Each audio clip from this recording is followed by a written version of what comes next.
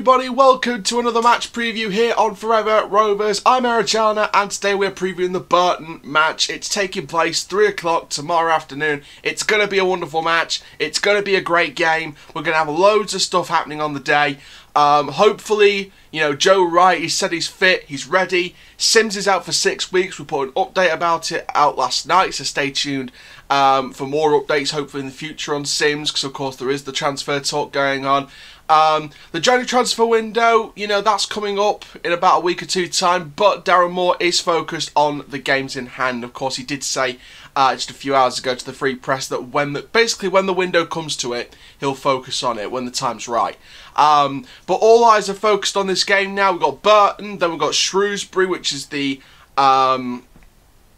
recalled, rescheduled postponement fixture. Of course, we postponed that due to the international call-ups. And I believe the other one we postponed was Oxford, so that will get replayed sometime later.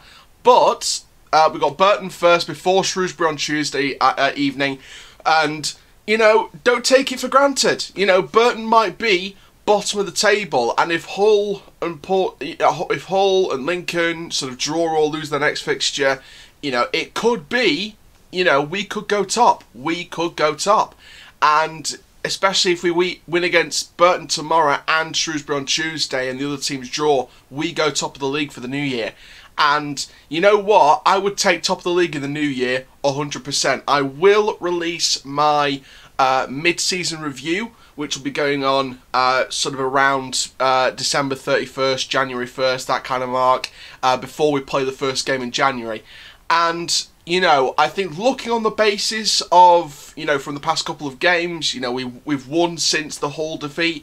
You know, 3 wins on the bounce. So, you know, a 4th one would be amazing. Then a 5th one against Shrewsbury on Tuesday would be even better. You can see somewhere on the screen there is the my predicted team lineup. I'm going to go through it right about now. I do have it down here as well. So basically what I've gone with, again, 4-2-3-1 is the formation that Darren Moore likes to play. So starting off in goal, Joe Lumley, no surprises there. You can see it's flipped, so the goalkeeper's at the bottom, strikers at the top. Especially with making sense of it being an away game as well. So yeah, Joe Lumley in goal, you can see it down below. Then in the defence, now this is where it gets interesting.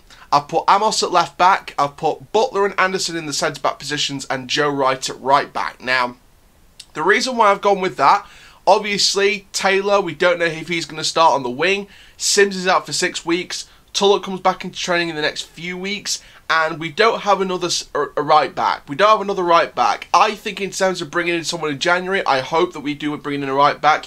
At least on loan to the end of the season, so we've got the option of Charlie Seaman from the next season onwards. Obviously, we could be in the Championship next season if we keep going the way we're going. So I think that Charlie Seaman playing Championship football with the likes of Brad Halliday, again, would be great competition. But I think right back is one of the positions we do need to improve in January. But until then, I think we're going to put Wright at right back because I've got a position for Halliday, which I'll go on about in a little bit. But I think also, and to be fair, this links to why I put Wright at right back. Why break up the Butler-Anderson partnership at the minute? I think that Butler's been solid. I think that Anderson's been decent in the last couple of games. So I think that overall, that partnership does need to stay until it, you know, unless we need to change it up and it needs to work. But I think Burton, no disrespect to them, the bottom of the league, they can do anything. I think Burton will be an easy opponent. But again, this is just confidence talking. I think that Burton could easily get a result against Rovers because, you know, sometimes we might not get results against the bigger teams in this league. And sometimes as well, the teams fighting relegation have a lot more to lose, but it depends how much we want that title. It depends how much we want automatic promotion into the Championship. Because if we beat Burton and Shrewsbury and Hull and Lincoln draw the next game, like I said, we could go top of the league by the new year. You know, Portsmouth, I'm sure they'll be in the top 3 somewhere. But Hull City, there's talk amongst the fan base, should they sack Grant McCann? Lincoln City have fallen off the wayside in the last couple of games. So, you know, it's not completely out of the question we'll finish top in the new year. And I think that we could deserve it more than Burton fighting for relegation. And to be fair, some people think that Burton Albion will get relegated sort of during the mid-season review. So, you know, I think we've got a lot more to lose than Burton, but Burton still have a lot to lose. But I think that keeping the Butler-Anderson partnership is key to that defence, but bringing Wright in at right back is key as well as keeping Amos at left back. I think Amos has deserved another start, and this links to where I'm going to put Reece James in the squad. Going into the midfield too, Smith and Captain Whiteman, no surprises there. Matt Smith, Ben Whiteman, decent partnership, and I don't expect that to change unless something drastic happens, either injuries or form goes out the window.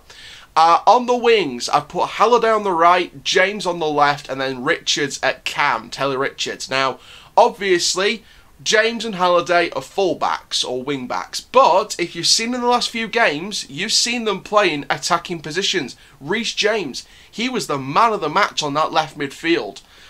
He was the new Cafu against Swindon. He was absolutely brilliant. He deserves to stay in that position. Brad Halliday, he loves to attack a lot. I think he'll do wonders, absolute wonders on that right wing side. And I personally think that this is the last game that Taylor won't start. I think once he gets into full fitness, and I think once he comes on for the last half an hour of the Burton game, which I think will happen, I think he'll come on either at half time or for the last 30-35 minutes of the match. I reckon that this will be the last game that Taylor won't start, especially if he has a good performance when he comes on the field in the second half in the Burton match. If he doesn't start this match, confirmed. I reckon he'll start the Shrewsbury match. I think that he'll be benched for the Burton match for most of the game, and I think he'll start the Shrewsbury match. Who knows? But I reckon that'll be the case. And you know, I think that Halliday does a good job on the right wing. I think he's got the opportunity to go down the attacking sides and put in some decent balls. So, you know, that's why I put Halliday and James on the wings. Richards at cam, again, no surprises there. I would like to see Coppinger start as well, but I think that Richards will do a better job, in my opinion, at the minute. Richards is a physical player. He's done a really good job at cam, and I think that overall he'll be a good player. And then up front, Tyrese John-Jules, no surprises there. He's done brilliantly since he's come back from injury, and overall deserves the chance. Now, obviously, the bench will be an issue. We know that. But the bench is as follows. Lewis Jones, Cameron John, Lyric Hassani, John Taylor, Jason Lakilo, James Coppinger, and Fajiri Okanabiri. Again, similar bench to the past few games. I think that no real changes there. If I was going to make one change to the bench, sort of thinking about it now, maybe Hassani comes out for Ravenhill, but that's about it. But I don't think that'll happen. I think Hassani will stay on the bench, unless I'm mistaken. So it's going to be interesting. Obviously, we won't have Gomez back to the new year, but I think once Gomez back, Hassani will come off the bench. I think it'll be Gomez coming onto it. So there we go. So that's my sort of predicted starting 11 for the Burton match. I'm going to go with a 3-1 win. No, scratch that, 4-1. I'm confident. I'm really, really confident about this one. You know, as the title of the video says, let's annihilate them. Let's absolutely annihilate them, because we can do it. We've got the attacking threat. We can do it. We can prove why we should be top of the league by the new year. And, you know, despite all the hamstring injuries, Sims, John-Jules, Tuller, Gomez, Wright, there's been lots of hamstring injuries and lots of injuries in general into this squad.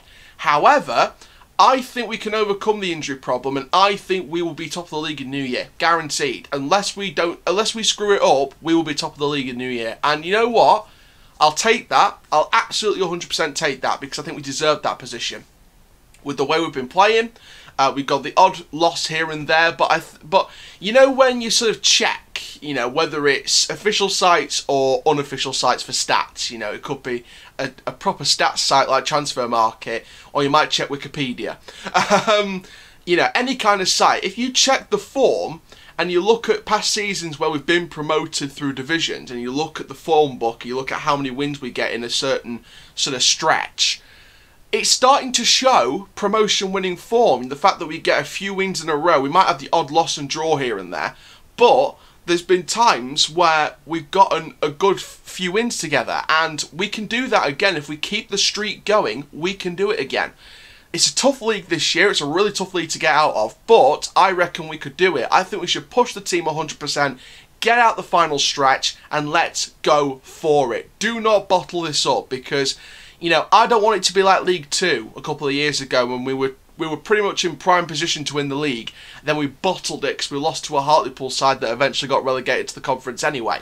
So we need to not bottle this. If we're top of the league in the new year, we keep the wins going in January, February, March for pretty much 95% of the time, and other results go our way as well, let's not bottle this up. We are in a title race. You know, we have a couple of games in hand, including the Shrewsbury and Oxford ones and this Burton game. But we are in a title race. No, there's no doubt about it. Any Rovers fan can look at the table and say, well, hang on a minute, we've got a couple of games in hand. We could be top in the new year if we win both and Hull and Lincoln draw. We are in a title race. And you know what? If we're still saying that in April, I'll bite your hand off, because I thought we were going to get at least top 6, but I never thought for 1 second we were going to be first. So if we're top in the new year and we continue to be top for most of the second half of the season at least, and then be top at the end of the season, I'll tell you what, I'll bite your hand off for that. You know, I'll turn into Hannibal Lecter, I'll bite your hand off. You know, I would take that. I would take that. I predicted we finish 5th or 6th this year, because there's teams in terms of names like Hull, Sunderland, Portsmouth, Peterborough even. You know, those teams have got big squads, and they've got big history like ours. And many people would say, oh, well, Hull will be in the top 2, Portsmouth might be in the top 2, Sunderland might go for playoffs, Peterborough might go for playoffs, Donny, maybe 5th, 6th, or they might miss out on the playoffs altogether just by a point or so. You know, nobody would give us a chance at the title. You know, do you see the bookies at the start of the season? They wrote us off completely. No. They're not going to get in the playoffs. They're going to be mid-table, and they're going to fight in League One again next season. They are writing us off way too quickly. They've disrespected the media. You know what? Not all media outlets, but there's times, little moments, where the media have disrespected this club.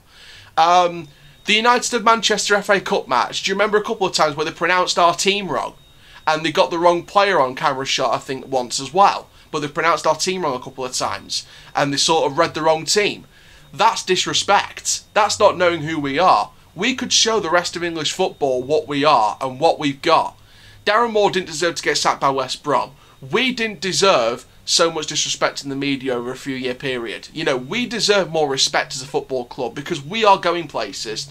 I'm going to keep the excitement bottled, but we are going places 110% with this board, with this manager, with the group of players. If we keep improving, we'll keep getting promoted. And you know what? Who knows? We dare to dream. We dare to dream. If we go into the Championship next season, I'm not going to write us off and say we'll finish 24th.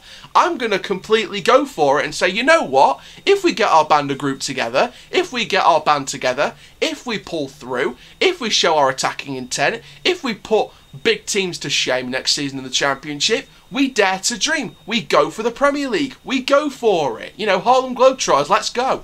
You know, I'm going to keep my excitement bottled until we get officially promoted, hopefully this season, to the Championship. But once we're in the Championship, I'm daring to dream. And I hope you guys are daring to dream as well, because I'm not going to settle for relegation back to League One. I'm going to settle for becoming a Championship team and trying to push for the Premier League, because we've got the stadium for the Premier League, we've got the capacity for a Premier League ground, we've got, and we've even got, to be fair, the keep moat. That's, I think, correct me if I'm wrong, but I think that's got a potential expansion to a maximum of like 30,000 capacity if we needed to expand. That's what kind of stadium we've got with the keep moat. That's what kind of club we've got. With the more they're promoted, the more bigger facilities we'll have and the more money we'll have. Because let's face it, the EFL aren't going to give us jack. The government aren't going to give us any public funding. They're not going to give us jack. So we've got to do it ourselves. We've got to earn the money by getting promoted, by going far in the FA Cup. Let's hope we beat Blackburn in January and go to round 4. I want us to face Arsenal. I want us to face Man United. I want us to face Man City, because that's the teams I want to come up against week by week in 10, 15 years' time. We've got to do it. And it's all started this season. The journey to being a big club, or some kind of big club in our own right, started this season. We've got to keep going. You know, people might comment and say, well, you're being too optimistic. You can never be too optimistic. You can never be too ambitious. My ambition for this club is to be a Premier League club for at least 1 year. At least 1 year of top flight football in this club before I'm dead. And I'm be Christ if I'm not going to see that. I am going to see that, and we need to push our team on. And it all started this season. The push for promotion started at the start of the season. We got a couple of wins on the bounce after that 1-1 draw against MK Dons at the start of the season. We brought in a lot of good players. We brought in a new right back for next season, and we can recall him, you know, at some point this season. And we've got the players to do it. We've got the future players to do it. So let's go. Let's go for it, and let's go for it against Burton on Saturday tomorrow. let's go for it, because we've got nothing to lose. You know, we can win with Sims. Let's absolutely batter Burton Albion without Josh Sims. And let's prove why it isn't just down to one player. We've been praising Josh Sims, we've been praising Ben Whiteman, we've been praising Brad Halliday. The whole team deserves praise. And you know what? The whole team does deserve praise, and the whole team gets the praise from the fans. But let's win as a team now. Let's not rely on one individual. Josh Sims is an amazing player, too good for League One. Let's get promoted to the Championship with him on a permanent deal, with brand new contracts to our first teamers, with Ravenhill on a permanent contract, with Darren Moore back in the transfer window, but with the brilliant board led by David Blunt, and let's go again. Let's demolish Burton on Saturday, and let's show why we are a future Championship and Premier League club. Thank you very much, guys, for watching this match preview. Stay tuned for the match review tomorrow. Hopefully around 5:30, 6 o'clock it'll come out. Fingers crossed. For now, guys, I'm Aaron Challoner from Forever Rovers, and that, my friends, is full time. Rovers till I die!